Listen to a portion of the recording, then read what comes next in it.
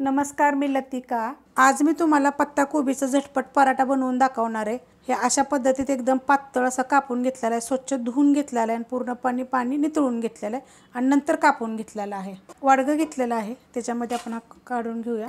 आता हा काढून घेतलेला आहे, तर ही अशा पद्धतीची वाटी आहे बघा, मोठ्या आकाराची। तर ही अर्ध्यापेक्षा जास्त असा होता। त्याच्यामध्ये टाकायचे आपल्याला जिरे, धने असे दरदरे कुटून घेतलेले आहेत बघा, मोठे मोठे। बारीक जरी टाकलं तरी काय हरकत नाहीये। थोडीशी टाकायची कोथिंबीर, चाट मसाला टाकलेला एकदम थोडासा टाकायचा। कांदा कापून घेतलेला आहे असा बारीक, ह्याच्यापेक्षा पण बारीक कापला तरी चालू शकतं। चवीप्रमाणे मीठ टाकायचं।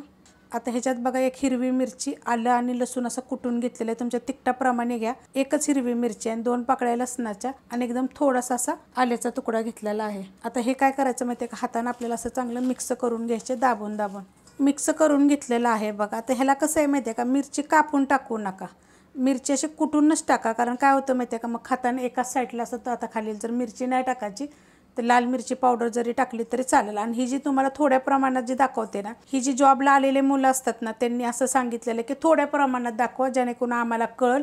तर त्या पद्धतीने तर ह्याच्यामध्ये ना तुम्ही छोटे छोटे बनवले तर 3 सुद्धा होऊ शकतात आणि एकदम झटपट आणि सोप्या पद्धतीत सांगितलेलं आहे, तुम्हाला गडबडीत करू शकता तुम्ही। आता हे गव्हाचं पीठ घेतलेलं आहे बघा, असं घट्ट मळून घ्यायचं एकदम। आणि तुम्हाला सांगते, जर गव्हाच्या पिठामध्ये ना तुम्ही थोडंसं चिली फ्लेक्स किंवा मिरची पावडर, मीठ टाकून जरी बनवलं ना, थोडंसं चाट मसाला, थोडीशी कोथिंबीर, तर अजून चव छान येते। तसं पण एकदा करून बघा तुम्ही। कारण कसं आहे माहिती आहे का, तुमच्यापाशी वेळ नाही आहे तर अशा पद्धतीत बघा, तुम्ही सांगितलं की आम्ही असं करू शकतो, तर बघा तुम्हाला तशाच पद्धतीने दाखवते। तर हा मी मोठा गोळा घेतलेला आहे, तुम्ही ह्याच्यामध्ये छोटा पण घेऊ शकता। आणि ह्याला काय करायचं, असं वाटीसारखं करून घ्यायचं। हे असं वाटीसारखं करून घ्यायचं, नाहीतर काय करायचं माहिती आहे का, चपातीसारखं एकदम बारीक लाटून घ्यायचं आणि त्याच्यामध्ये भरलं तरी चालेल बघा, अशा पद्धतीमध्ये।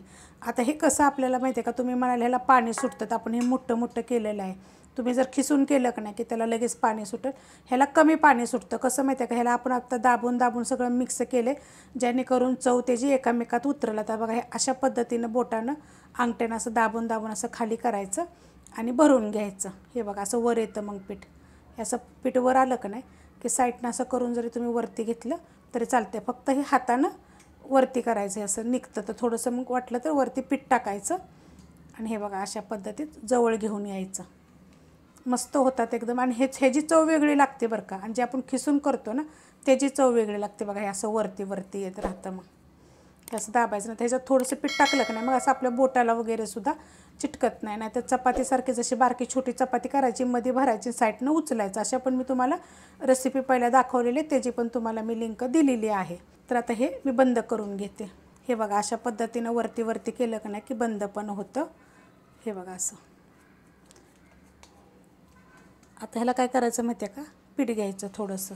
आणि कधी पण काय आहे माहिती आहे का, जर असं गव्हाच्या पिठानं जर तुम्हाला होत नसेल लाटायला, तर मग थोडंसं तांदळाचं पीठ असलं तर घ्यायचं, नाही तर काय करायचं, मिक्सरला तांदळाचं पीठ बारीक केलं तरी चालते, नाही तर हलक्या हातानं आपण लाटून घ्यायचं। हे बघा अशा पद्धतीमध्ये, आणि तुमच्या आवडीप्रमाणे छोटे मोठे लाटायचे बघा, अशा पद्धतीमध्ये लाटायचं। थोडंसं पिठाचा हात लावायचा वरती खाली, जर लावला तर हे जे मोठं मोठं होतं ना एकदम जास्त जाड होतं। हे बघा अशा पद्धतीचं, तर एवढं जाड असं ठेवायचंच नाही आहे। ही एखाद्यामधला जो कणट असतो ना तो राहिलेला, तो त्याच्यामध्ये तसाच राहून गेला आहे। तर ते मग काय होतं माहिती आहे का, असं फुटतं, म्हणजे असं लाटताना वरती येतं। तर जेवढं पातळ कापता येईल ना तेवढं पातळ कापायचं। आणि पराठे कसे माहिती आहे का, जास्त दाबून भरले का नाही की थोडेसे असे जाडच करायचे, जास्त पातळ वगैरे करायचे नाही आहेत। आता बघा, हे मी जास्त जाड पण नाही आणि जास्त पातळ पण अशा पद्धतीत केलेलं आहे। तवा ठेवला आहे बघा गरम करायला, तर बघा हे अशा पद्धतीनं मागणं पूर्ण झालेलं आहे, मस्त असा होता। तर ह्याच्यापेक्षा पण पातळ होतं बघा, तर ह्याच्यामध्ये आपण जास्त प्रमाणात भरले बघा, साईडपर्यंत आलेलं आहे। तर वाटलं तसं हातानं परत थोडंसं आपण दाबून पातळ करू शकतो, पण जेवढं जास्त भरेल ना तेवढं चांगला चवीला लागतो पराठा, म्हणून जास्त भरायचं। आणि मग तुम्हाला जसं मी भरले तसं नाही आलं तर तुम्ही अशी एवढीच चपाती करून मध्ये घेऊन असं साईडनं केलं आणि वरचं थोडंसं पीठ जरी काढून टाकलं तरी चालेल। आता खालची साईड पहिले आपण भाजून घेऊया। आता आपण भाजलं आहे का बघू खालच्या बाजूनं, बघा अशा पद्धतीमध्ये। गॅस मिडियमच आहे, मिडियम गॅसवर ठेवायचं। तर खालची साईड आपण चांगली भाजून घेऊया, तर वरनं मी थोडंसं तेल लावून घेता। तुम्ही तेल लावलं चालते, तूप असेल लावलं तर चालते, बटर असेल तर बटर लावलं तर चालते। आता तुम्हाला सांगते, ह्या पराठ्यामध्ये अजून चव जर येण्यासाठी तुम्ही काय टाकू शकता, ह्याच्यामध्ये सेम प्रकारे फक्त ह्याच्यामध्ये तुम्ही काय करा, 2 ते 3 मिरी कुटवायची एकदम बारीक आणि टाकायची, आणि एक 2 ते 3 चिमूट साखर, जी आपण चहाला वापरतो ना ती साखर. तर तुम्ही मला आता विचाराल की साखर का बरं, तुम्ही एकदा करून बघा, मी जसं सांगते तशा पद्धतीनं एक नंबर चव येणार आहेत. आपण खालची साईड भाजून घेऊया. भाजली का बघूया खालची साईड. बघा मस्त अशी भाजली गेलेली आहे. कलर बघा किती छान असा आलेला आहे. आता वरनं ह्याच्या आपण तेल लावून घेऊया. एकदम असं भाजलं पाहिजे बघा, मस्तपैकी असं दाबून दाबून असं भाजून घ्यायचं करपूस. मग जरी हे तुम्ही नाश्त्याला खाऊन जरी दिवसभर जरी टिफिनला नेलं ना तरी चालेल बघा. आणि हे सगळं फुगायला लागलं आहे बघा. हे जे इथून आपलं जे निघालं ना ह्याचं पत्ताकोबीचं जाडवालं, त्यामुळं ते इथं थोडंसं आपलं फुटलेलं आहे. तर मस्त असं टमटमीत फुगल. तुम्ही अशा पद्धतीनं फक्त करा आणि असं दाबून दाबून चांगलं भाजून घ्या. हे बघा खालची साईड जी आपण भाजली होती ते मस्तपैकी अशी झालेली आहे आणि गुबगुबीत एकदम. आता हा एक जरी नाश्त्याला खाल्ला तर पोट बरं होईल. एक खायचा, एक डब्याला जरी नेला तरी चालला. तर तुम्ही सांगितलं एकदम सोपी पद्धत, जास्त साहित्य नाही. ह्यातलं एखादं साहित्य जरी तुम्ही कमी केलं तरी पण चालू शकते. तर अशा पद्धतीनं मी राहिलेले बनवून घेते. तेवढ्या साहित्यात 4 होतात बघा. रेसिपी आवडली तर लाईक करा, सबस्क्राईब करा, कमेंट करा आणि शेअर बी करा.